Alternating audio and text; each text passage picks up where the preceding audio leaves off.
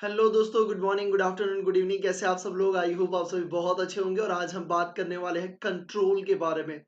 Control function के बारे में हम बात करने वाले हैं। आप बोलोगे भैया कंट्रोल कहीं ना कहीं तो सुना हुआ है। ठीक है, तो आई थिंक आपने अगर कॉस्ट कर लिया होगा तो कॉस्ट में आपने कहीं ना कहीं कंट्रोल सुना होगा। ठीक है, कॉस्ट में कहीं ना कहीं आपने सुना होगा अगर आप कॉस्ट सब्जेक्ट पढ़ते हो तो, या आप जो भी एग्जाम के लिए प्रिपेयर कर रहे हो उसमें अगर आपका कॉस्ट आ रहा होगा तो। ठीक है, तो सीए में फाउंडेशन में तो आता है, तो उसमें कॉस्ट में कहीं ना कहीं कंट्रोल सुना था। हाँ भैया, कुछ कॉस्ट कंट्रोल, कॉस्ट रिडक्शन कहीं तो मतलब याद आ रहा है। स्टैंडर्ड कॉस्टिंग, बजटरी कॉस्टिंग, हाँ भैया वही वाला कॉस्टिंग। ठीक है, तो वही वाला कंट्रोल अपने को यहीं पढ़ना है। बट थोड़ा सा जो अपन वहां पे प्रैक्टिकल नंबरिंग के बारे में बात करते थे, वहां यहाँ हम थोड़ा थियोरिकल बात करेंगे कि बैक साइड में। ठीक है, एक्चुअल में जो कंट्रोल करना है वो नंबरिंग पे हिसाब से देखते कि कंट्रोल हुआ कि नहीं हुआ।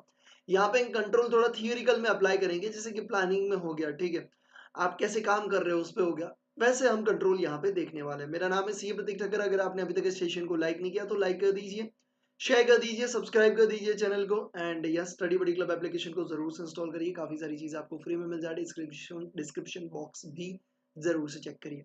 सो लेट्स बिगिन बेटा। बात करते हैं कंट्रोल का मतलब क्या है। तो सबसे पहले आपको मैं ये बता दूं कंट्रोल लगाया क्यों जाता है। कंट्रोल बेटा इसलिए लगाया जाता है कि देखो हम प्लानिंग कर लेते हैं, हम गोल रिलेटेड या हमारा जो भी ऑब्जेक्ट है उसके रिलेटेड एक्शन भी लेना शुरू कर देते हैं। बट क्या ऐसा हर बार होता है कि जो हमने सोचा या हम जिस हिसाब से एक्शन ले रहे हैं वो एकदम से जैसे प्लानिंग किया वैसे ही एक्शन होगी? नहीं होता। कई बार रिजल्ट चेंज हो जाता है। अब रिजल्ट चेंज होने के काफी सारे रीजंस हो सकते हैं। रॉ मटेरियल अवेलेबल नहीं है, लेबर अवेलेबल नहीं है, मशीन ब्रेक डाउन, ठीक है, नेचुरल कैलेमिटीज, ठीक है, काफी सारे रीजंस हो सकते हैं जिसके कारण आपने जो डिजायर्ड, आपने जो क्या बोलते हैं, आपने जो एक्सपेक्ट किया था उस हिसाब से वो प्लान नहीं चल रहा, वो एक्शन में नहीं आ रहा। ठीक है, और शायद एक्शन में आ रहा है तो उसका रिजल्ट नहीं मिल रहा। मतलब आपने सोचा हम ऐसे ऐसे प्लान बना रहे, ऐसे ऐसे प्रोडक्शन करेंगे, इतना इतना प्रोडक्शन करेंगे और धूम बेचेंगे भैया। देखो आपने ना प्लान के हिसाब से एक्शन लिया, प्रोडक्शन बहुत तगड़ी तरीके से किया, but due to market preference, अब देखो मार्केट में अभी कई लोग जो लड़के भी है, ठीक है, तो अगर वो घाघरा पहन के अभी रील्स बना रहे हैं, अब तो लड़के कहाँ जाएंगे? लड़के बोलेंगे भैया हमको भी घाघरा चाहिए, हम बनाए भैया जींस। ठीक है, बट मार्केट का प्रेफरेंस चेंज हो गया, तो लड़कियां भी परचेज कर रही है, लड़के भी परचेज कर रहे हैं। भैया जीन्स हमने बनाए थे, जीन्स बिक नहीं रहे, तो ये क्या हो गया? यहाँ पे हम कहीं ना कहीं गलत हो गए। तो हमें यहाँ पे इस सिचुएशन को कंट्रोल कैसे करना है? ठीक है, मतलब अगर हम जो एक्सपेक्ट कर रहे हैं उस हिसाब से हमारा ऑर्गेनाइजेशन नहीं जा रहा, तो हमें कंट्रोल कैसे करना है? इसका मतलब ये कि हम पहले ये देखेंगे कि हमारा प्लान क्या है। दूसरा हम ये देखेंगे कि हमने एक्शन लिया क्या वो उस हिसाब से जा रहा है नहीं, और अगर नहीं जा रहा तो हमें एक्शन क्या लेनी है। आई होप आपको दिमाग में घुस रहा है कि कंट्रोल क्या चीज है, अपने को डेप्थ में पढ़ना है। सो लेट्स बिगिन बेटा। बात करते हैं कंट्रोल के बारे में। Let's go. From the president to supervisor, controlling is the function that is performed utmost carefully by every manager. Control refers to the task of, देखो कंट्रोल कौन सा टास्क है, आज कंट्रोल कौन सा टास्क है? Task of ensuring that activities are producing the present target और goal. मतलब हमने जो टारगेट और गोल डिसाइड किए थे उस हिसाब से हमारी एक्टिविटीज चल रही है, ये देखना। Okay, controlling is aim at monitoring the outcome of the activities. हम क्या करते हैं? एक्टिविटी के आउटकम को मॉनिटर करते हैं। रिव्यू फीडबैक, जो हमें फीडबैक मिला उससे हम क्या करते हैं? रिव्यू करते हैं। जैसे कि हो सकता है कि प्रोडक्शन नहीं हुआ, हमने देखा कि भैया हमने आउटपुट को मॉनिटर तो किया, बट अब क्या? हम फीडबैक लेंगे किससे? एम्प्लॉई से, कि भैया प्रोडक्शन काहे को नहीं हुआ। वो फीडबैक देंगे अपने को, ये प्रॉब्लम्स थे इसीलिए नहीं हुआ। ठीक है, information about this outcome and if the necessary take corrective action. और क्या करेंगे हम? उसके ऊपर करेक्टिव एक्शन लेंगे, यानी कि मॉनिटरिंग करेंगे आउटकम को, हम क्या करेंगे? फीडबैक लेंगे, और हम क्या करेंगे? Take corrective action. In the words of author, okay, control the process by which the manager assures that the resources are obtained and used effectively। यहाँ पे बात करें भैया रिसोर्सेस हमने effectively and efficiently यूज किया होना चाहिए। ओके, आ जाओ। हेंस एंड मैसे ने क्या कहा, आ जाइए, उसको अपन हाईलाइट कर लेते हैं। जहां जहां नाम दिया है मैं उसको ब्लू से हाईलाइट कर रहा हूं ताकि आपको वो अच्छी तरीके से अलग से हाईलाइट हो। Control is any process that guide activity towards some predetermined goal. सब वही बात कर रहे हैं भैया कि प्रीडिटरमाइंड गोल है और हमें उसकी तरफ जाना है, उसी रास्ते पे आगे बढ़ना है। ठीक है, उसी को हम क्या बोलते हैं? हम कंट्रोल बोलते हैं। अगर कोई चेंजेस आता है, मतलब हम जो एक्सपेक्ट कर रहे थे अगर वो नहीं हुआ, तो हम उस सिचुएशन को कंट्रोल करने का ट्राई करेंगे। हाइक्स एंड गुलेट ने क्या कहा है? Controlling is the process by with the management see if what did happen was that was supposed to happen if not, मतलब ये बोल रहे हम ये देखेंगे कि क्या हमने जो सोचा था वही हुआ है कि नहीं, अगर नहीं हुआ if not necessary adjustment are made, मतलब हम necessary adjustment करेंगे, ठीक है। see if what did happen was what supposed to happen, मतलब जो होना चाहिए था क्या वही हुआ कि नहीं, वो अपन देखेंगे। नेक्स्ट डेफिनेशन, कुंज ओडोनल, उन्होंने क्या कहा है, managerial control complies the measurement of accomplishment of against the standard, मतलब हम देखें हमने जो स्टैंडर्ड डिसाइड किया, ठीक है। स्टैंडर्ड क्या होता था, स्टैंडर्ड ये बेटा कि हम प्री डिटरमाइंड स्टैंडर्ड होता है, वो क्या होता है कि फॉर एग्जांपल रॉ मटेरियल का 3 रुपए का खर्चा करना, उससे ज्यादा पर केजी हम खर्चा नहीं करेंगे, ये हमारा हुआ स्टैंडर्ड। तो हम क्या करेंगे, managerial control implies the measurement of accomplishment against the standard, मतलब हम मेजर करेंगे कि हमारा जो गोल है वो कितना कंप्लीट हुआ। हमने सोचा था कि 3 रुपए देंगे बट हमने कितना दिया, हमने 4 रुपए दे दिया, तो ये क्या हुआ, हमने ज्यादा पे किया, तो यहाँ पे हमें कंट्रोल लगाने की जरूरत है। तो मेजरमेंट करेंगे और क्या करेंगे, correction of the deviation, deviation मतलब क्या, डिफरेंस, कौन सा डिफरेंस, 3 रुपए देना था दिया कितना 4, तो हम उस डिफरेंस को क्या करेंगे, करेक्शन करेक्ट करेंगे और 3 रुपए तक लेके आने का ट्राई करेंगे। Control function is closely connected to planning, ये क्लोजली कनेक्टेड है प्लानिंग से। In fact control is effective counterpart to the planning, planning and control are so entwined that it become almost impossible to determine where one leave off and other being begin, मतलब ये बात कर रहे हैं कि भैया कंट्रोल एंड प्लानिंग दोनों इतने साइमल्टेनियसली चल रहे हैं कि कौन कब खत्म हो रहा है कौन कब शुरू हो रहा है वही नहीं पता चल रहा है। इसका मतलब ये कि जब आप प्लानिंग कर रहे हो तब आपके साथ साथ उसको कंट्रोल भी करना पड़ेगा। Planning without corresponding control are not are apt to hollow hopes, मतलब ये बोल रहे हैं कि भैया जो आपका प्लानिंग के बिना का जो कंट्रोल है, ठीक है, प्लानिंग जो है जो कंट्रोल के बिना का है वो कोई भी काम का नहीं है, क्योंकि देखो आपने प्लान कर लिया बट अगर आप उसे फॉलो नहीं कर रहे हो, कंट्रोल नहीं कर रहे हो, कोई मतलब का नहीं। हम काफी बार स्टडी शेड्यूल बना दें बट अगर हम फॉलो नहीं कर रहे, हम उस पर कंट्रोल नहीं कर रहे, करेक्टिव एक्शन नहीं ले रहे, तो कोई भी मतलब का नहीं है। अभी हम पढ़ने वाले कंट्रोल प्रोसेस के बारे में। सो लेट्स बिगिन बेटा, एक सेकेंड, चलिए आ जाए। सबसे पहले एस्टेब्लिशिंग द स्टैंडर्ड, मतलब हम स्टैंडर्ड डिसाइड करेंगे, इतना प्रोडक्शन होना चाहिए, हम प्रोडक्शन में इतना ही खर्चा करेंगे, मतलब हम स्टैंडर्ड डिसाइड करेंगे कि इतना मैक्सिमम लिमिट हमारे डिसाइड कर देंगे कि भैया इससे ज्यादा हमें खर्चा नहीं करना है या इससे कम हमें प्रोडक्शन नहीं करना, मिनिमम इतना प्रोडक्शन तो हमें करना ही करना है, ठीक है। तो उसे हम क्या बोलते हैं, डिसाइडिंग ऑफ द स्टैंडर्ड। देखो ऊपर ऊपर से मैं पहले आपको समझा देता हूँ फिर ऊपर से देख अंदर से देखते, ठीक है। पहले हम स्टैंडर्ड को एस्टेब्लिश करेंगे, फिर क्या करेंगे, मेजरमेंट ऑफ एक्चुअल परफॉर्मेंस, फिर हम देखेंगे कि हमारा एक्चुअल परफॉर्मेंस कितना हुआ, मतलब हमने जितना सोचा था क्या उतना प्रोडक्शन हुआ, हमने जितना सोचा था कि मैक्सिमम इतना ही खर्चा करेंगे क्या हमने उतना किया या उससे कम किया या ज्यादा किया। पहली बात स्टैंडर्ड को डिसाइड करेंगे, दूसरा मेजर करेंगे एक्चुअल परफॉर्मेंस, तीसरा हम उनको कंपेयर करेंगे एक्चुअल एंड स्टैंडर्ड को। भैया हमने जो सोचा था कि 10,000 मिनिमम प्रोडक्शन करेंगे बट हमने किया 8,000, तो हम क्या कर रहे हैं, कंपेयर कर रहे हैं। कंपेयर क्यों करते हैं, करेक्टिव एक्शन लेने के लिए, ठीक है। तो नेक्स्ट वन इज क्या, कि टेक करेक्टिव एक्शन। जब हम कंपेयर करेंगे तो हमें पता चला कि हमें प्रोडक्शन बढ़ाने की जरूरत है, तो कैसे बढ़ाएंगे उसके रिलेटेड हम क्या करेंगे, एक्शन लेंगे। तो चार चीजें होती है, एक स्टैंडर्ड को एस्टेब्लिश करेंगे, दूसरा एक्चुअल परफॉर्मेंस को देखेंगे, दोनों को कंपेयर करेंगे, and fourth one is corrective action. I hope आपको समझ में आ रहा है, सिर्फ ऊपर ऊपर से बता रहा हूं, अभी अपन अंदर से पूरा पढ़ने वाले। सो लेट्स बिगिन, आ जाइए। The first step in A control process, देखो ये कौन सा, ये फर्स्ट स्टेप है, तो अगर आपको पूछता है what is the first step in the control process, तो आपको पता होना चाहिए एस्टेब्लिशमेंट ऑफ द स्टैंडर्ड। पहले स्टैंडर्ड डिसाइड करेंगे, ठीक है। एस्टेब्लिशमेंट ऑफ स्टैंडर्ड और ऑब्जेक्टिव और टारगेट, स्टैंडर्ड को हम ऑब्जेक्टिव भी बोल सकते हैं और टारगेट भी बोल सकते हैं, against the actual performance, against against the actual performance is measured, ठीक है। फ्रेड ने क्या किया, standard are used to control the objectives, objectives are used to control the goals and goals are used to control the purpose. वो simple से एक definition दिया हुआ है कि स्टैंडर्ड हम क्यों करते हैं भैया, ऑब्जेक्टिव को कंट्रोल करने के लिए। ऑब्जेक्टिव क्या कंट्रोल करता है, गोल को कंट्रोल करता है, और गोल किसको कंट्रोल करता है, पर्पस को कंट्रोल करता है। Now next is the measurement of the actual performance. हमारा जो एक्चुअल परफॉर्मेंस हुआ उसे हम क्या करेंगे, मेजर करेंगे कि भैया हमने कितना प्रोड्यूस किया, क्या हमने 10,000 डिसाइड किया था मिनिमम प्रोडक्शन, क्या हमने किया कि नहीं किया। अब हम एक्चुअल को मेजर करेंगे। Another crucial step in controlling is the measurement of actual performance of the employer. A manager has to measure the work against the which appropriate standard are set. ठीक है, जो जिसके बारे में हमने स्टैंडर्ड सेट किया था उसे हमें क्या करना पड़ेगा, मेजर करना पड़ेगा। फिर हम क्या करेंगे, कंपेयर करेंगे। द कंपैरिजन में reveal some deviation from standard, मतलब स्टैंडर्ड से क्या चीज अलग हुई है वो आपको पता चलेगी जब आप कंपेयर करोगे तब। ठीक है, आपने 10 फैक्टर डिसाइड किए, रॉ मटेरियल पर केजी 3 रुपए से ज्यादा नहीं देना, लेबर पर आवर 5 रुपए से ज्यादा नहीं देना है, प्रोडक्शन मिनिमम इतना होना चाहिए, वैसे काफी सारी चीजें आपने देखी। फिर आप एक्चुअल के साथ कंपेयर करोगे, क्या हमने 3 से ज्यादा दिया, चलो नहीं दिया, वेरी गुड। हमने एम्प्लॉय का 5 रुपए पर आवर देना था, हमने सिर्फ 3 रुपए दिया, बिंगो, बहुत बढ़िया। फिर हमने देखा प्रोडक्शन हमें 10,000 यूनिट करना था, आइल्ला हमने 8,000 ही किया, तो हम क्या कर रहे हैं, कंपेयर कर रहे हैं। हम उसमें क्यों कंपेयर कर रहे हैं, क्योंकि टू आइडेंटिफाई द डेविएशन, मतलब कि डिफरेंसेस। डेविएशन का मतलब क्या होता है बेटा, differences. Okay, it is very rare that only actual performance match with the perfectly with the standard, मतलब ये बहुत रेयर होता है कि आपने जो 10-15 पैरामीटर डिसाइड किए वो एग्जैक्ट टू एग्जैक्ट फॉलो हुए।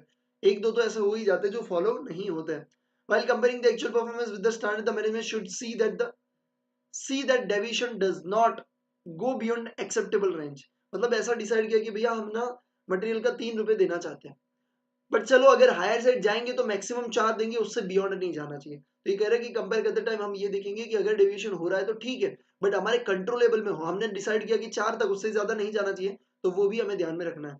टेकिंग करेक्टिव एक्शन, अब हम क्या करेंगे, एक्शन लेंगे। If the actual result is far from the desired result, corrective action is called for.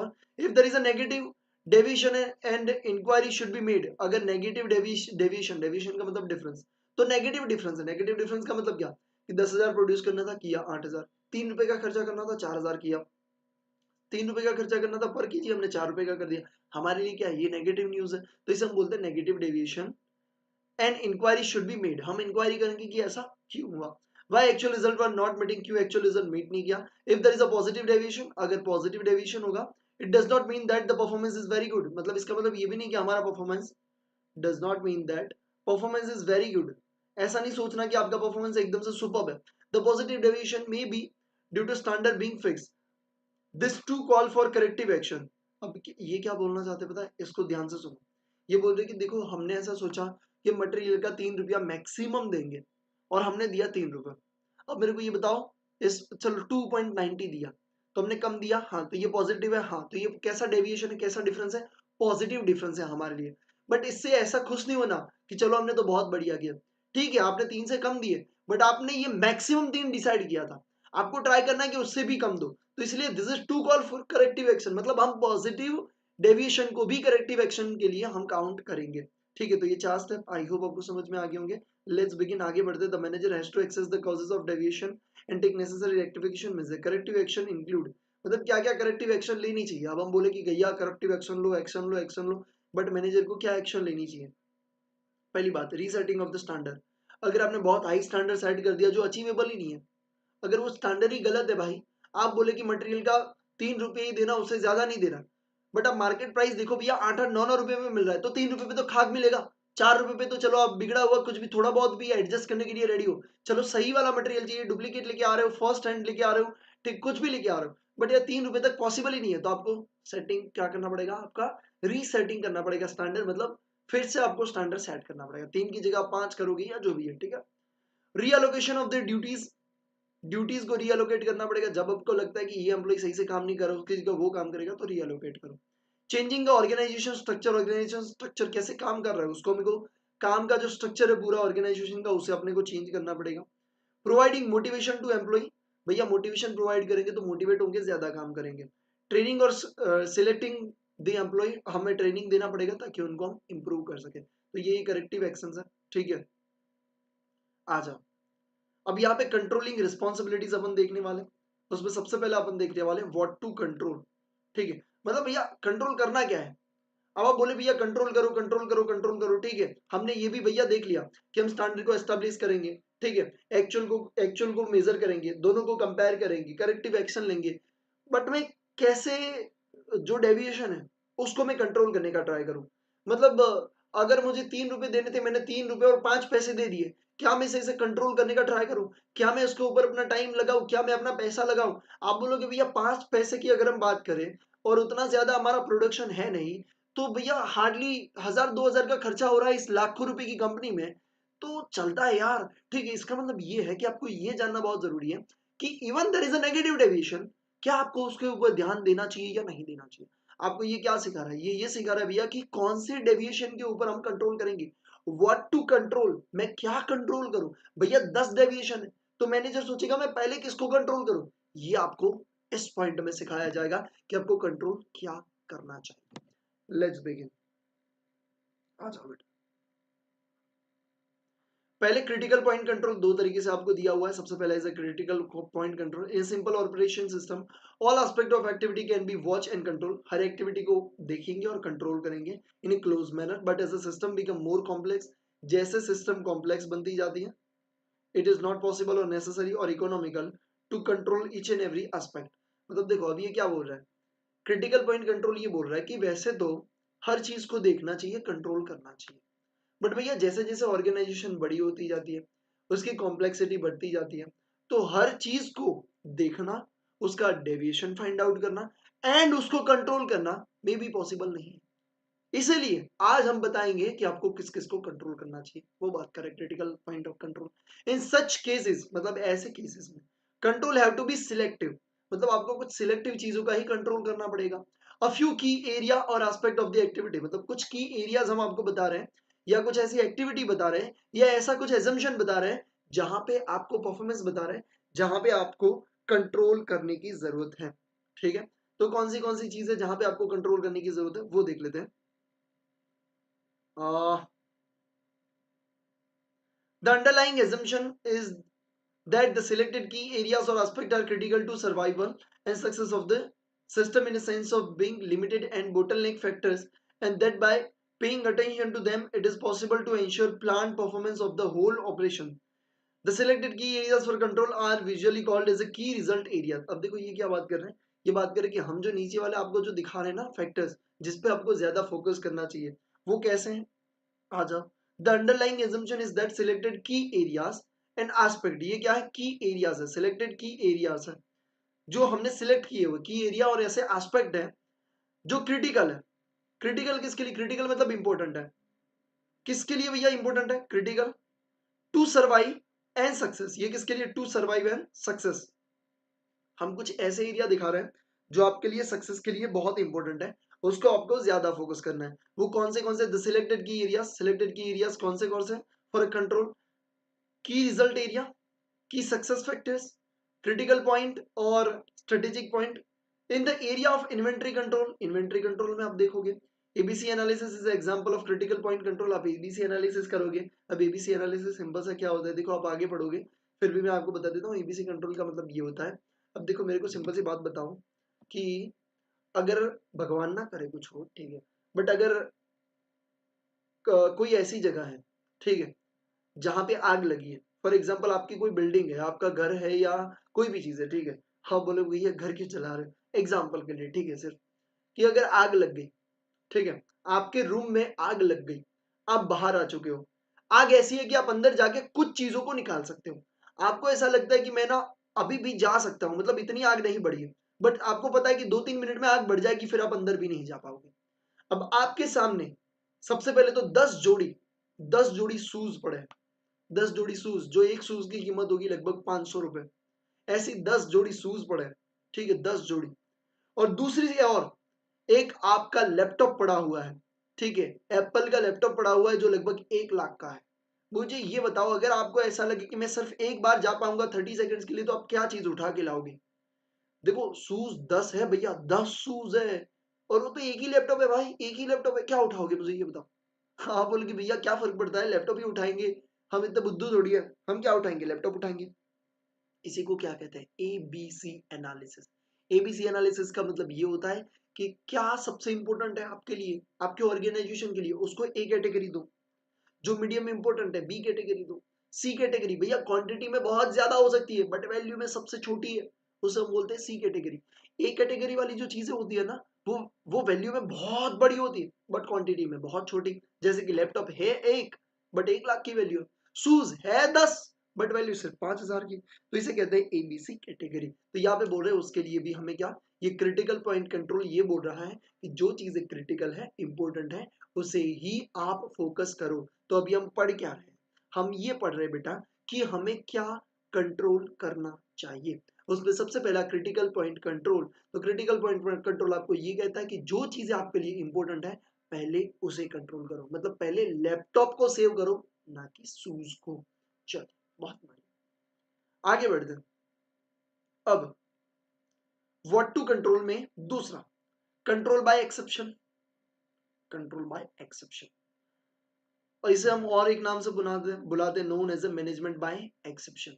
ठीक है, अब ये क्या बोलता है कि कुछ ऐसी चीजें हुई जो हटके हुई है, उसे कंट्रोल करने का ज्यादा टाइम आपको ट्राई करना चाहिए। सबसे पहले जैसे कि आपका रॉ मटेरियल है, आपका जो वेस्टेज होता है, ठीक है, वो नॉर्मली एक प्रोडक्शन साइकिल में आपका 10 kg का आपका क्या होता है, लॉस होता है। और अगर मैं बात करूं तो आपका जो लॉस जो होता है वो 10 kg नॉर्मली रहता है, और लगभग 10 से 12 जाता है, उससे ज्यादा 12 kg जितना लॉस आपका होता है एक प्रोडक्शन साइकिल में रॉ मटेरियल का, उससे ज्यादा नहीं होता। बट सडनली ये 12 kg का हो गया भैया 60 kg, 70 kg, 80 kg। अब ये कभी होता नहीं था, बट ये एक्सेप्शनल केस है। ठीक है, जो नॉर्मल सिचुएशन से ये कुछ हट गए, जो आपको ज्यादा इंपैक्ट कर रहा है, तो इसे आप क्या करोगे, आपको ज्यादा प्रायोरिटी देके सबसे पहले इसको कंप्लीट करने का ट्राई करोगे। ठीक है, the principle is widely practised by managers in organisation. It means manager at each level should pay attention to the only exceptional and significant deviation. मतलब कुछ ऐसी हटके चीजें हुई ना, उसके ऊपर ज्यादा फोकस करना है और उसके डेविएशन के ऊपर। ठीक है, only exceptional instance of offline function of the system should B deserve managerial attention. बोल रहे भैया ओनली एक्सेप्शन इंस्टेंस जो होगा वो deserve the managerial attention and remedial action, और उन्हीं को हमें रेमेडियल, मतलब ये बोल रहे कि जो चीजें नेगेटिव जा रही है उसके ऊपर आपको फोकस करना है। वो पहले आगे अपन ने क्या देखा था कि पॉजिटिव चीजें हैं तो भी आपको उसको कंट्रोल करना चाहिए, बट कंट्रोल बाय एक्सेप्शन क्या बोल रहे हैं, वही चीजों के ऊपर फोकस करो जो एक्सेप्शनल है और नेगेटिव साइड में आपका वो क्या है भैया, नेगेटिव साइड में जा रहा है। Performance which is largely with in the permissible standard is spite of the presence of the minor deviation.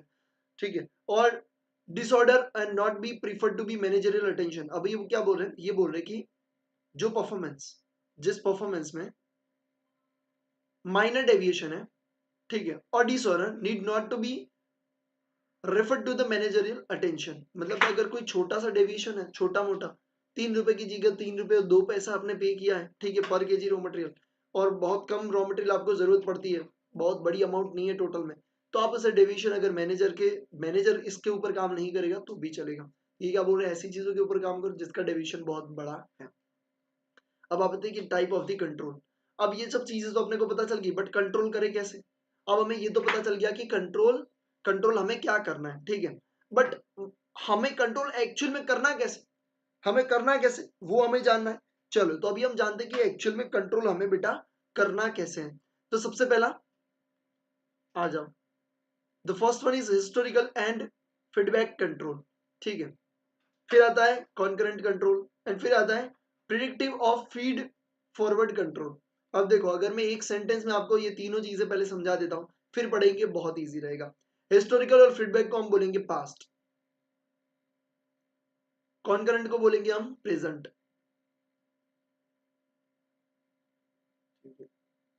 और प्रेजेंट सही से लिखता हूं, और इसको हम बोलेंगे फ्यूचर। अब देखो, पास्ट का मतलब क्या है, हिस्टोरिकल और फीडबैक कंट्रोल का मतलब क्या है कि जो चीज ऑलरेडी हो चुकी है, आपका परफॉर्मेंस भी हो चुका है, एक्चुअल स्टैंडर्ड भी हो चुका है, दोनों को आप कंपेयर कर रहे हो, प्रोसेस एकदम से खत्म हो गई है, फिर आप डिसाइड कर रहे हो कि भैया हमें यहाँ यहाँ कंट्रोल लगाना पड़ेगा नेक्स्ट प्रोसेस के लिए। अब अभी आप क्या कर रहे हो चुका है भाई, हो चुका है। आपका एक्चुअल परफॉर्मेंस आपने सोचा था 10,000 kg बनाएंगे, आपने बनाया सिर्फ 8,000 kg। इसका मतलब ये है कि आपका नेगेटिव डेविएशन कितना, 2,000 kg का। ठीक है, तो ये हो चुका है। इसके बाद आप सोच रहे हो, मतलब घटना घट चुकी है, और उसके बाद आप सोच रहे हो कि हमें क्या क्या करना चाहिए। इसे हम बोलते हैं हिस्टोरिकल और फीडबैक कंट्रोल। मतलब पास्ट के परफॉर्मेंस के हिसाब से हम क्या करते हैं, फीडबैक लेते हैं और कंट्रोल करने का ट्राई करते हैं। ठीक है भैया, प्रेजेंट का मतलब ये कि आप कंट्रोल, अभी आप क्या कर रहे हो, काम कर रहे हो। आपने ऐसा सोचा कि 1 महीने में मैं बनाऊंगा 3,000 kg। तो कितना, 3,000 kg मुझे प्रोड्यूस करना है, यानी कि 10 दिन में आपको कितना करना पड़ेगा, 1,000 kg, यानी कि एक दिन में कितना करना पड़ेगा, 100 kg। समझ में आ रहा है, हाँ भैया समझ में आ रहा है। अब जैसे ही दूसरे दिन आपने 100 केजी प्रोड्यूस नहीं किया, आप तुरंत ही करेक्टिव एक्शन लेना शुरू करोगे। यानी कि आप प्रेजेंट में काम भी चालू है, एक्शन भी चालू है। समझ में आ रही है बात? उसे बोलते हैं कॉन्करेंट। कॉन्करेंट का मतलब होता है करंट, ठीक है, कॉन्करेंट, ठीक है, continuous. Next one is the future, मतलब हमने प्रोडक्शन शुरू नहीं किया, हम स्टैंडर्ड भी डिसाइड किए और हमें पता है कि वहां तक पहुंचना है, तो हम पहले से कुछ प्लान कर रहे हैं, ठीक है, प्लानिंग तो हम बनाएंगे बट हम पहले से कंट्रोल भी लगा रहे हैं, ठीक है, ये ध्यान में रखना है, वो ध्यान में रखना, पॉलिसी बनाना, रूल्स बनाना, रेगुलेशंस बनाना, उसे हम बोलते हैं भैया फीड फॉरवर्ड कंट्रोल। तो ये तीनों चीजें आई होप आपको समझ में आ गई होगी, ठीक है। अपन यहाँ से पढ़ लेते हैं फीडबैक कंट्रोल। आ जाओ, सबसे पहले जान लेते हैं फीडबैक कंट्रोल।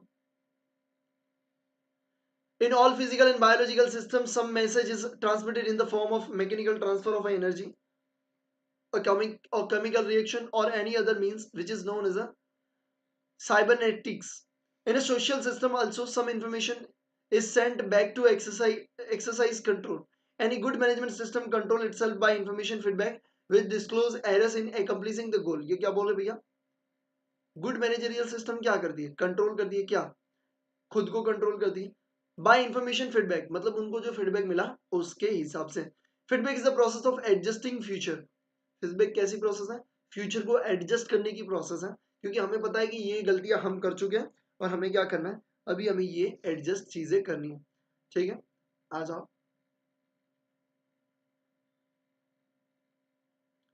ठीक है। फीडबैक कैसे हेल्पफुल रहते हैं? हमें नए कंट्रोल बनाने के लिए हेल्पफुल रहते हैं। The concept of feedback is important to development of an effective control in any organisation. This is also known as, इसे हम और क्या बोलते हैं? This is also known as post control. Post control मतलब भैया एक्चुअल परफॉर्मेंस हो गया, ठीक है, अभी हमें कंट्रोल बनाना है, मुझे पता है कि जो परफॉर्मेंस हो चुका है उसमें हम कुछ चेंज नहीं कर सकते, इसीलिए बोलते हैं पोस्ट कंट्रोल, ठीक है। फिर आता है आपका बेटा कॉन्करेंट कंट्रोल, मतलब काम करे जा रहे हो और डेली आप देख रहे हो कि क्या क्या क्या हम उसको अचीव कर पाएंगे कि नहीं। अगर नहीं अचीव कर पा रहे ऐसे लग रहे हैं तो हम तुरंत ही कंट्रोल करना शुरू कर देते हैं, इसे बोलते हैं आपका भैया concurrent control. It is also known as a real time, इसे हम और भी नाम से बुलाते हैं, रियल टाइम और स्टीयरिंग कंट्रोल। तो ये आपको नाम याद रखने बहुत जरूरी है, known as a real time and steering control. मैंने जो जो ब्लू हाईलाइट करवाया आपको याद रखना जरूरी है। It is concern with the adjustment of performance before any major damage is done, मतलब मेजर डैमेज हो उसके पहले ही हम उसको एडजस्ट कर लेते हैं।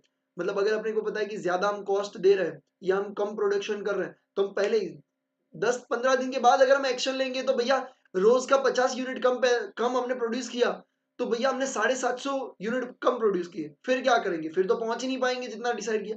तो हम जैसे ही कोई छोटी चीज बड़ी बने, एक चिंगारी आग बने, उसके पहले ही रोक लेना, उसे हम बोलते हैं concurrent control. It is concern with the adjustment of performance before any major damage is done. Major damage हो उसके पहले हम उसे रोकने का ट्राई करते हैं, ठीक है,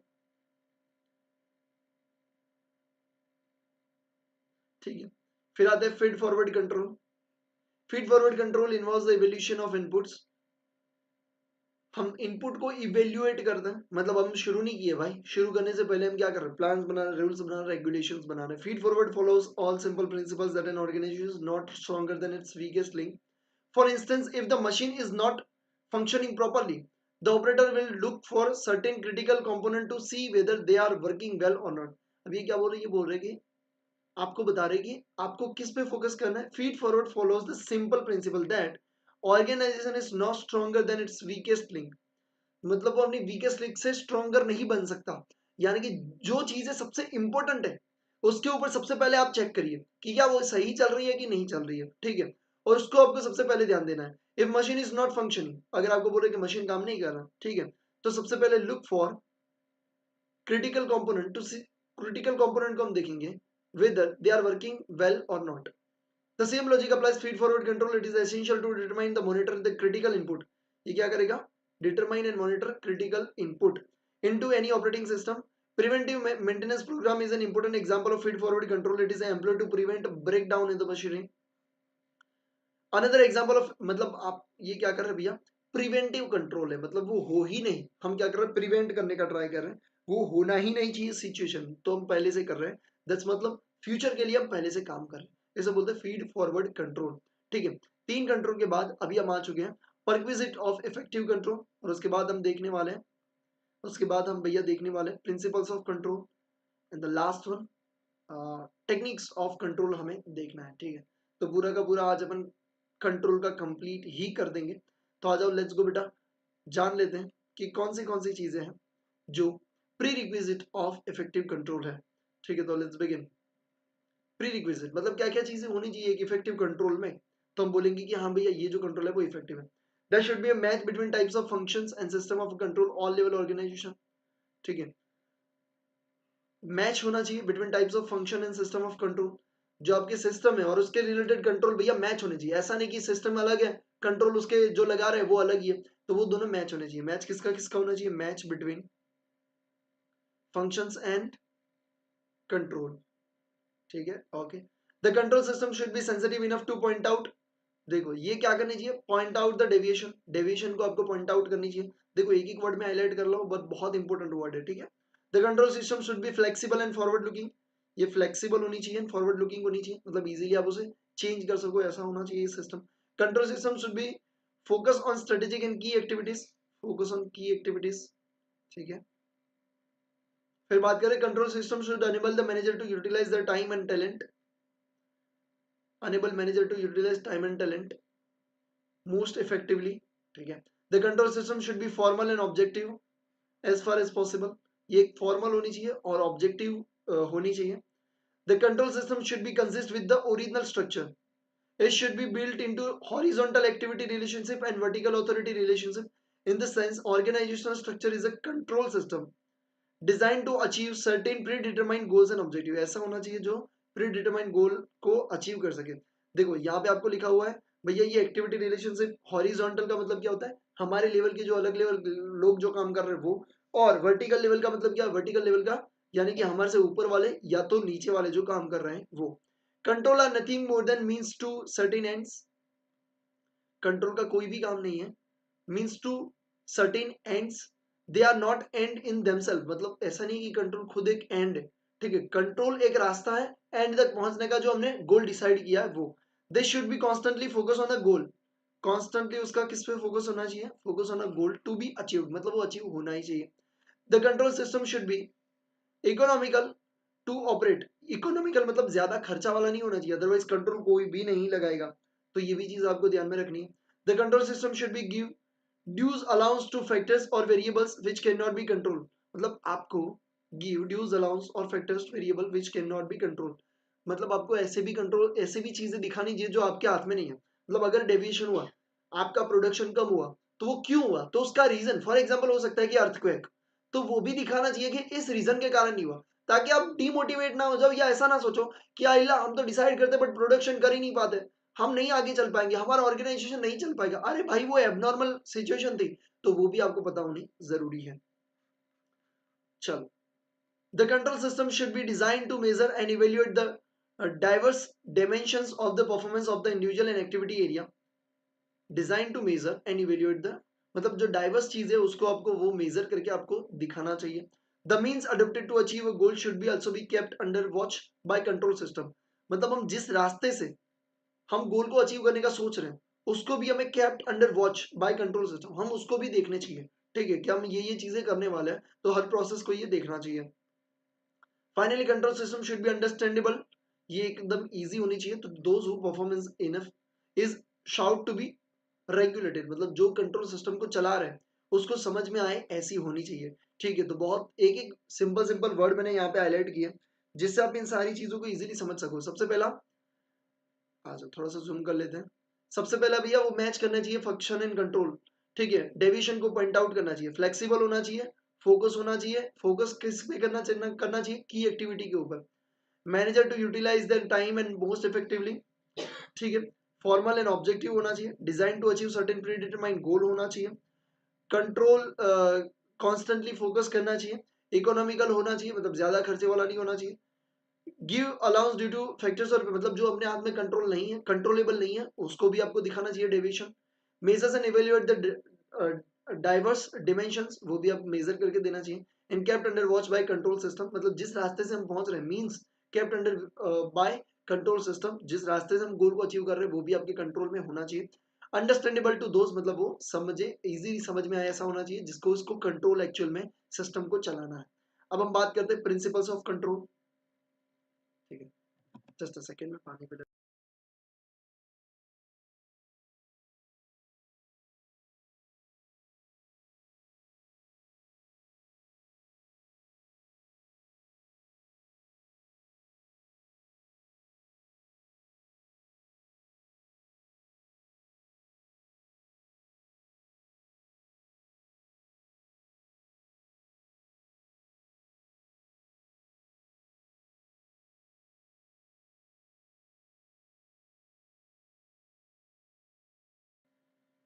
ठीक है, आ जाओ।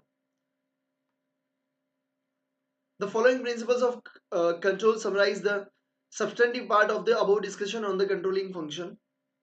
सबसे पहला देख लेते हैं principle of assurance of objective, मतलब आपका ऑब्जेक्टिव अचीव होना चाहिए, ठीक है। The task of the control is ensure that the plan succeed by determining deviations from plan and furnishing the basis for taking action to correct actual deviation। मतलब ये बात है कि भैया आपने जो प्लान डिसाइड किया है और जो आपने गोल अचीव किया है, अगर उससे कोई डेविएशन होता है तो आप उसके लिए क्या करिए, करेक्टिव एक्शन लीजिए। Principle of assurance of objective, मतलब आपका जो ऑब्जेक्टिव है वो एश्योरेंस, आपका एश्योरेंस होना चाहिए कि हाँ भैया वो अचीव हो ही जाएगा। दूसरा principle for of future directed control, the more control system is based on feed forward. Majority control किसके ऊपर होते हैं, देखो ये भी आपको पूछा जा सकता है कि मोर control system is based on which control, तो आपको पता होना चाहिए फीड फॉरवर्ड, ना कि हिस्टोरिकल वाला, ना कि कॉन्करेंट वाला, ठीक है। रादर देन सिंपल फीडबैक, सिर्फ सिंपल फीडबैक पे आधार नहीं देता, ये फ्यूचर डायरेक्टेड होता है, मतलब आप फ्यूचर के बारे में भी सोचते हो, ठीक है। The more manager have the opportunity to perceive undesirable deviation from the plan before the occur. अब ये क्या बोल रहे हैं, opportunity to perceive undesirable deviation from plan before the occur, मतलब जो अकर हो उसके पहले ही हमें पता होना चाहिए कि ये चीजें शायद हमारे फेवर में नहीं हो सकती, ये डेविएशन, नेगेटिव डेविएशन आ सकते हैं, तो इसीलिए बोले भैया फ्यूचर ओरिएंटेड कंट्रोल आपका होना चाहिए। प्रिंसिपल ऑफ कंट्रोल रिस्पॉन्सिबिलिटी, आ जाओ। The primary responsibility for exercise of the control rest in a manager. अब देखो ये भी पूछा जा सकता है कि primary responsibility of the control, exercising the control, वो किसके होता है, मैनेजर की होता है, ठीक है। Charge with the performance of the particular plans involve, there is a unity of the planning and control in each managerial position. हर मैनेजरियल पोजीशन पे प्लान एंड कंट्रोल का क्या होना चाहिए भैया, यूनिटी होना बहुत जरूरी है। तो अगर आपको पूछे रिस्पॉन्सिबिलिटी किसकी है, मैनेजर की है, प्राइमरी रिस्पॉन्सिबिलिटीज ऑफ मैनेजर, ठीक है। हाँ सेकेंडरी हो सकती है कि जो काम कर रहे हैं उसकी, बट पहली रिस्पॉन्सिबिलिटी मैनेजर की। Principle of efficiency of the control, control technique and approaches are efficient if they are detected and eliminate the nature and causes of deviation. हम कब कहेंगे कि कंट्रोल सिस्टम आपकी इफेक्टिव है, effectiveness, effective efficiency of the control, कब हम बोलेंगे कि ये इफेक्टिव काम कर रहा है, तब हम बोलेंगे जब हमें डेविएशन वो बता देगा और उसका रीजन भी बताएगा, तब हम बोलेंगे कि हमने जो कंट्रोल लगाई है वो सुपर्ब है, ठीक है। efficient if they detect and eliminate nature and causes of the deviation, मतलब हमें नेचर भी पता चले किस टाइप का है ये और कौन से रीजन है, कौन से रीजन से, कौन से कारण से अपना ये डेविएशन हुआ है, तो हम बोलेंगे कि हमारे जो कंट्रोल के सिस्टम है वो एफिशिएंट है। Principle of direct control, higher quality of the every manager is managerial system, they would ensure a high quality of managerial decision making and action behaviour, ठीक है। मतलब जो उनका जो डायरेक्शन होना चाहिए वो एकदम से हाई क्वालिटी वाला मैनेजरियल डिसीजन होना चाहिए एंड उनका एक्शन बिहेवियर भी होना चाहिए। Principle of reflection of the plan, the more the plan are clear, जितना प्लान क्लियर होगा, reflection of the plan, plan दिखना चाहिए और उसी हिसाब से अपने को चलना है। प्लान जितना भी plan are clear, complete and integrated, जितना plan, the more plan clear, complete and integrated, the more control are design to reflect such plan. मतलब आप बोल रहे हैं कि भैया आपका प्लान जितना एकदम से सही होगा, एकदम से क्लियर होगा, अगर देखो प्लान ही नहीं पता चलेगा तो कंट्रोल कैसे लगाओगे, आपको प्लान तो पता होना चाहिए कि ये चीजें होनी चाहिए, जितना प्लान क्लियर होगा उतना ही आपका control clear and more effectively होगा, ठीक है। Next one, principle of original suitability, the more, ऊपर कर लेता, the more that an organization structure is a clear, जितना ऑर्गेनाइजेशन स्ट्रक्चर क्लियर होगा, कंप्लीट होगा एंड इंटीग्रेटेड होगा, and more that control are design, more control are designed to reflect the place in which organizational structure where responsibility for action lies, more they will facilitate correction of deviation from plan। responsibility for execution of plan, responsibility किसकी है, of execution of plan for correction of deviation must be pinpointed clearly in the organisation structure. अब ये क्या बोल रहे भैया कि जिसकी भी रिस्पॉन्सिबिलिटी है वो पिन पॉइंट होना चाहिए। पिन पॉइंट का मतलब क्या है, पॉइंट आउट करता है भैया, ठीक है, कि ये चीज नहीं हुई है, मतलब ये रिस्पॉन्सिबिलिटी इसकी है। प्रिंसिपल ऑफ ऑर्गेनाइजेशनल शूटेबिलिटी, ऑर्गेनाइजेशन में हर चीजें कैसे कैसे हो रही है, उसकी रिस्पॉन्सिबिलिटी जिसकी है उसको वो पिन पॉइंट करना चाहिए, मतलब पॉइंट आउट करना चाहिए। The organisation structure is a clear, complete and integrated, the more control are design, मतलब जितना ऑर्गेनाइजेशन स्ट्रक्चर क्लियर होगा, कंप्लीट होगा एंड इंटीग्रेटेड होगा, मतलब एक दूसरे से जुड़ा होगा, उतना ही कंट्रोल अच्छी तरीके से डिजाइन कर पाएंगे और उतना ही हम रिस्पॉन्सिबिलिटी अच्छी तरीके से डेलीगेट कर पाएंगे। Principle of individually of control, मतलब इंडिविजुअल जिसकी जितनी रिस्पॉन्सिबिलिटी है उतना उनको कंट्रोल करना चाहिए। जैसे कि हमने टोटल ऑर्गेनाइजेशन का कंट्रोल देखा, ठीक है, कि भैया 10,000 यूनिट प्रोड्यूस करना है। हमारे पास दो मैनेजर है, जो नाइट शिफ्ट में काम करता है, एक मॉर्निंग शिफ्ट में। मॉर्निंग शिफ्ट वाले को 6,000 प्रोडक्शन करना है, नाइट वाले को 4,000। तो अगर 10,000 की जगह 7,000 प्रोडक्शन हुआ तो हम देखेंगे कि भैया रात वाली शिफ्ट वाले ने काम नहीं किया या दिन वाली ने काम नहीं किया। अगर दोनों ने काम नहीं किया तो कितना डेविएशन है। मतलब कि इंडिविजुअल जिनका जितना प्लान है हम उनको भी कंट्रोल करने का ट्राई करेंगे। The more that control technique and information are understandable to individual manager, जितना कंट्रोल टेक्निक एंड इंफॉर्मेशन हम समझाएंगे किसको, इंडिविजुअल मैनेजर को, who must utilize them for result, जिनको अपने रिजल्ट के लिए यूटिलाइज करना है, more likely will be actually used and the more they will be result in effective control. मतलब इसका कहने का मतलब ये है कि अगर मैं रात वाले को बोल दूं भैया तेरे को मेरे को टोटल एक महीने में 10,000 प्रोड्यूस करने यूनिट, अगर मैं इतना बोल दिया तो दिन वाला काम नहीं करेगा या रात वाला काम नहीं करेगा तो क्या बोलेंगे, भैया हमने तो परफेक्ट काम किया, उसने काम नहीं किया होगा। उसके बेटर में पहले ही उनको बता देते तो टोटल मेरे को 10,000 प्रोडक्शन करना है। रात वाले को बोला भैया तेरे को ना 4,000 प्रोडक्शन यूनिट का करना है एक महीने के अंदर, और दिन वाले को बोल दिया तेरे को 6,000। अब ये तुम्हारी रिस्पॉन्सिबिलिटी और ये तुम्हें करके ही दिखाना है, मुझे इंडिविजुअल अलग अलग डेली का रिपोर्ट चाहिए। तो इससे क्या होगा, उनको पता है कि हमारे ऊपर कंट्रोल है, हमें इतना प्रोडक्शन करना है। इंडिविजुअली जब उनकी रिस्पॉन्सिबिलिटी उनको पता होगी, उनको कंट्रोल पता होगा, तो वो ज्यादा इफेक्टिवली अच्छे तरीके से काम करेंगे। Principle of standards, effective control require objective. अगर आपको इफेक्टिव कंट्रोल लगाना है तो क्या क्या चाहिए, एक तो आपका ऑब्जेक्टिव चाहिए, एक्यूरेट एंड सूटेबल स्टैंडर्ड चाहिए, ठीक है, मतलब आपका भैया पहले तो ऑब्जेक्टिव चाहिए कि मुझे कहां पे पहुंचना है। दूसरा आपका एक सूटेबल स्टैंडर्ड चाहिए, अच्छा स्टैंडर्ड, एक एक्यूरेट स्टैंडर्ड होना चाहिए कि यहाँ तक ऐसा नहीं कि भैया हमें ना प्रोडक्शन बढ़ाना है, भाई कितना बढ़ाना है, कितने परसेंटेज से बढ़ाना है, कितने यूनिट से बढ़ाना है, वो सब एकदम से एक्यूरेट एंड सूटेबल होना चाहिए, ठीक है। Principle of critical point control, अब देखो अब ये ऊपर वाली बातें शुरू हो गई यहाँ से कि हमें क्रिटिकल पॉइंट आउट को कंट्रोल करना चाहिए सबसे पहले, तो ये क्या है, ठीक है, तो ये भी आपका एक प्रिंसिपल यहाँ पे गिना जाता है। Effective control requires attention to those factors critical to appraising performance, ठीक है। प्रिंसिपल ऑफ एक्सेप्शन, जो एक्सेप्शन होते हैं, जो नेगेटिव सबसे ज्यादा जा रहे हैं उसको हम सबसे पहले कंट्रोल करेंगे। मोर managers concentrate control efforts and exceptions, more efficient will result of the more efficient will be the result of their control। Principle of flexibility of the control, वो फ्लेक्सिबल होना चाहिए। if the control, if controls are to remain effective, अगर हमें control को effective रखना है despite failure और unforeseen changes of the plan, flexibility is required, ठीक है।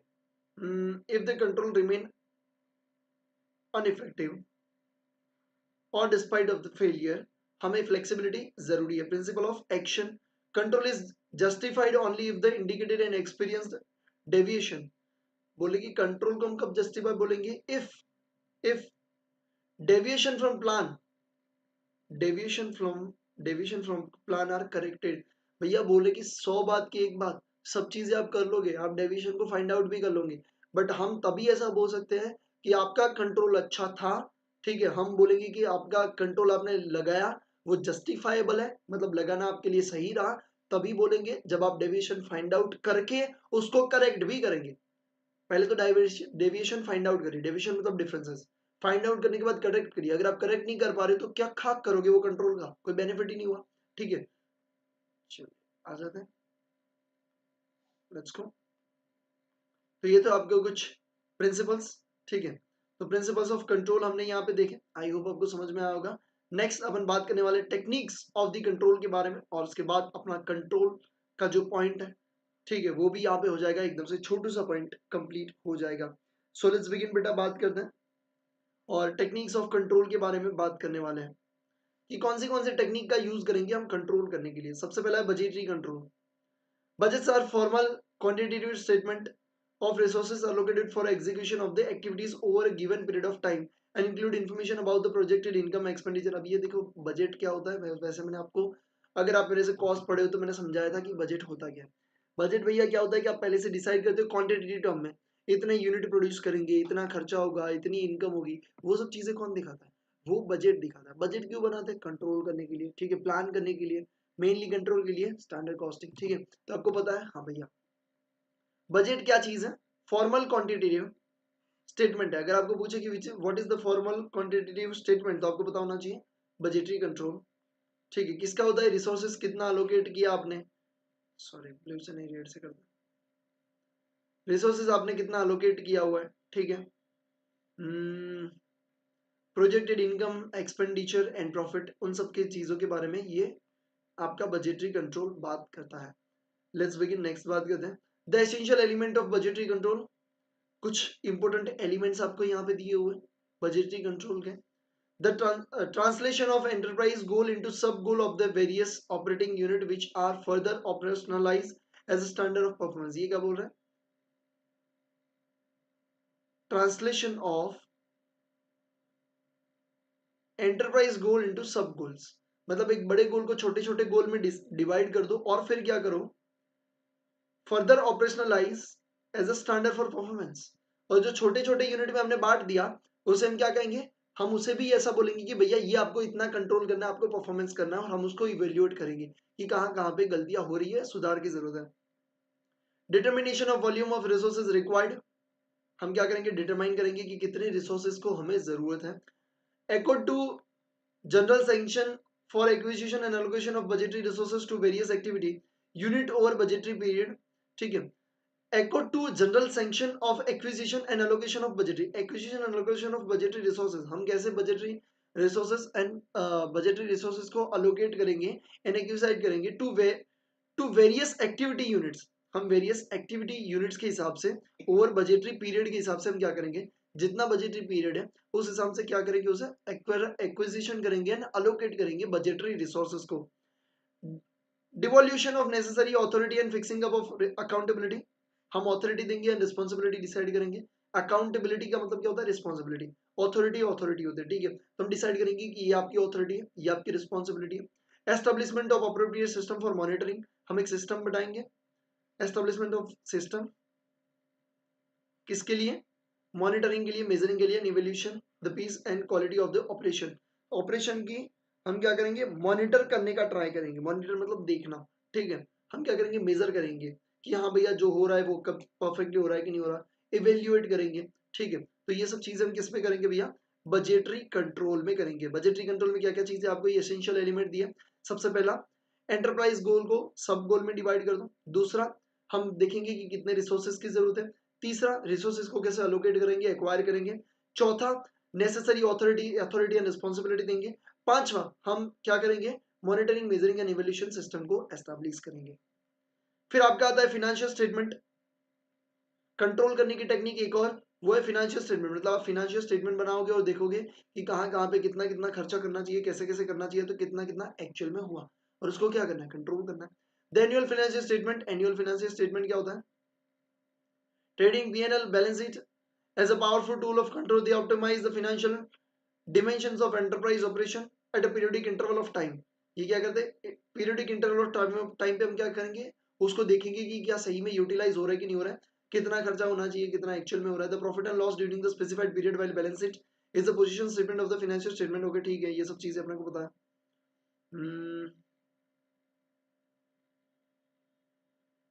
अब देखो ये वाला projected financial statement for the next year may also be prepared. हो सकता है कि हम प्रोजेक्टेड फाइनेंशियल स्टेटमेंट बनाएं कि नेक्स्ट ईयर में कितना खर्चा होना चाहिए, कितना सेल होना चाहिए, कितना प्रोडक्शन होना चाहिए, on the basis of forecast and plan of enterprise. This could also be used to be monitor and regulate financial event. मतलब हम इसका भी यूज करेंगे कैसे, मॉनिटर करने के लिए एंड फाइनेंशियल इवेंट को रेगुलेट करने के लिए। Next one is a break even analysis. Break even analysis का मतलब क्या होता है, break even point, break even point का मतलब ये होता है कि नो प्रॉफिट नो लॉस, ऐसे सिचुएशन को बोलते हैं ब्रेक इवन पॉइंट, ठीक है। मतलब जहां पे आपको प्रॉफिट भी नहीं हो रहा, लॉस भी नहीं हो रहा, तो हम उस पॉइंट को आइडेंटिफाई करेंगे, also called the cost volume. देखो हम इसको हाईलाइट कर देते हैं, also called as a cost volume profit analysis, ठीक है। ब्रेक इवन एनालिसिस आ जाइए। Break even analysis is a tool for control to size up to behaviour of the cost, revenue और profit various level of activity. It enable the management to understand the amount of profit that can be expected at a various volume of the operation. ये management को enable करता है वो समझने के लिए, क्या समझने के लिए कि कितना प्रॉफिट चाहिए, amount of profit that can be expected from various volume of the operation, मतलब इतने वॉल्यूम में इतना प्रॉफिट तो यार होना ही चाहिए, वो समझने के लिए ये आपको ब्रेक इवन एनालिसिस आपको हेल्प करता है। The appropriate volume of operation need to be obtain target level of profit and impact of changes in the production prices cost. अब ये क्या बोल रहे हैं, सिंपल सी बात है कि अगर आप 1000 यूनिट बना रहे हो और जहां पे ब्रेक इवन पॉइंट आ रहा है, मतलब 1000 यूनिट पे आपका ना प्रॉफिट हो रहा है ना लॉस हो रहा है, तो अगर आप 1300 यूनिट बना रहे हो तो ऑब्वियस सी बात है कि आपका प्रॉफिट में जाना चाहिए। अगर 1500 बना रहे हो तो उससे ज्यादा प्रॉफिट में जाना चाहिए। बट हो सकता है कि आप 1500 की जगह अगर 1700 बनाने जा रहे हो तो आपका प्रॉफिट कम हो रहा है। आप बोलोगे भैया कैसे कम होगा, हो सकता है कि यार फिक्स कॉस्ट बढ़ानी पड़े, मतलब अगर 1500 यूनिट तक आप एक मशीन का यूज कर रहे हो बट उससे ज्यादा करना है तो आपको दूसरा मशीन परचेज करना पड़ेगा जिसका डेप्रिसिएशन का खर्चा आपको ज्यादा लग रहा है। तो आप क्या बोलोगे, भैया बेटर चीज है 1700 मत बनाओ, 1500 ही बनाओ। तो ये क्या है कि अलग अलग लेवल पे कितना कितना प्रॉफिट होना चाहिए या कितना प्रॉफिट होने के लिए कितना प्रोडक्शन करना पड़ेगा वो हम इस कंट्रोल से जान सकेंगे। Next one is management system, management information system, MIS, simple सा टेक्निकल टर्म है, टेक्नोलॉजी में आपको पढ़ने के लिए आता था कि हम जब पढ़ते थे तब IT करके जो सब्जेक्ट था CA में, ठीक है, तो उसमें हम पढ़े थे भैया, ठीक है। तो IT सब्जेक्ट में क्या था, management information system. Management information system simple सी बात बताऊं कि मैनेजर को समराइज फॉर्म में इंफॉर्मेशन प्रोवाइड करता है। आप बोलते भैया कैसी कैसी, जैसे कि मैनेजर यहाँ पे बैठे बैठे अपनी सिस्टम में करेगा, भैया टुक टुक टुक टुक मुझे ऐसा चाहिए कि कौन से दिन सबसे ज्यादा प्रोडक्शन हुआ था और कितना यूनिट, तो भैया मैं देख लेगा सीधा। ओके, कौन सा ऐसा पर्सन है जिसने सब, कौन से ऐसे लास्ट 10% है सबसे लोएस्ट जिन्होंने प्रोडक्शन किया, क्योंकि हम डेली प्रोडक्शन सबका लिख रहे हैं भैया सिस्टम में, तो फटाक से आप एंट्री करोगे एकदम से देखोगे और आपको लिस्ट मिल जाएगा। आप देखोगे कि मुझे लास्ट ईयर के इस मंथ का मुझे प्रोडक्शन देखना है कितना हुआ था, तो फटाफट से करोगे आपको सब दिख जाएगा। इसे बोलते हैं मैनेजमेंट इंफॉर्मेशन सिस्टम। मैनेजर को इंफॉर्मेशन प्रोवाइड करने वाली system management information system summarize form में देती है, रिपोर्ट विपोर्ट देती है ताकि वो अच्छे तरीके से डिसीजन ले सके। Let's go. अच्छा,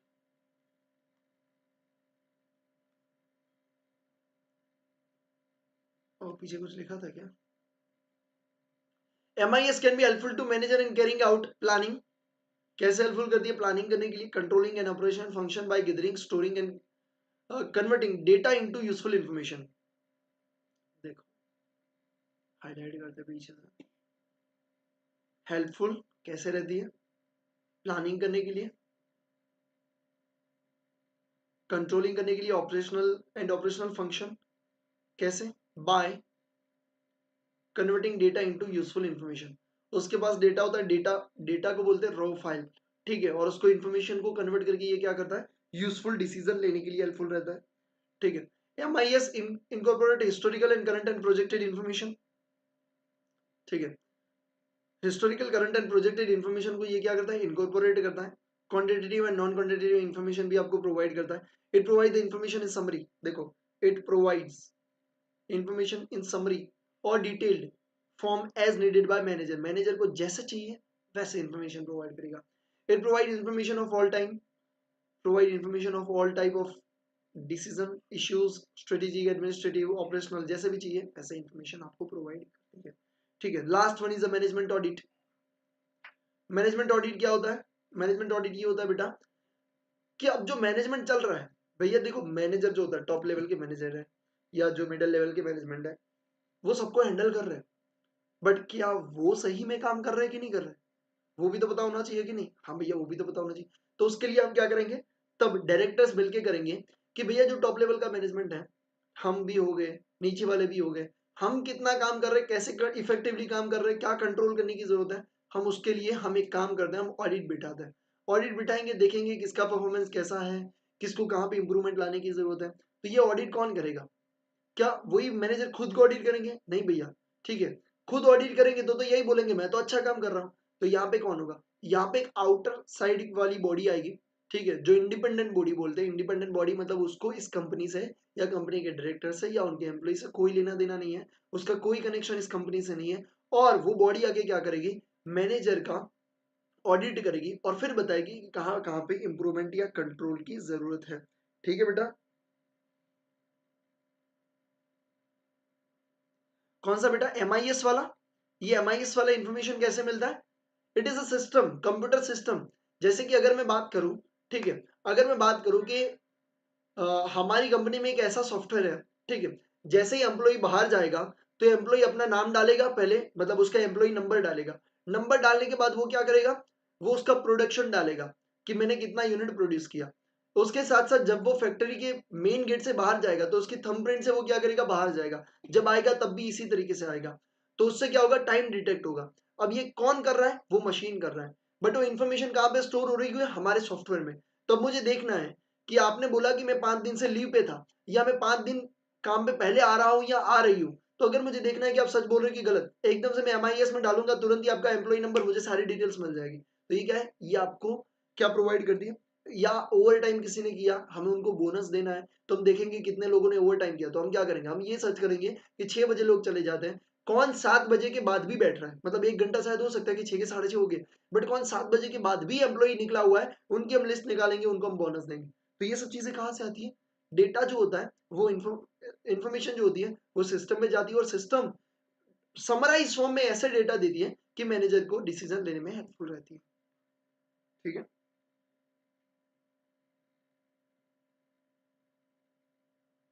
यस, ह्यूमन रिसोर्स है ऑब्वियसली बेटा, ह्यूमन को ही डालनी पड़ेगी सारी इंफॉर्मेशन, तभी तो अपने को मिलेगी।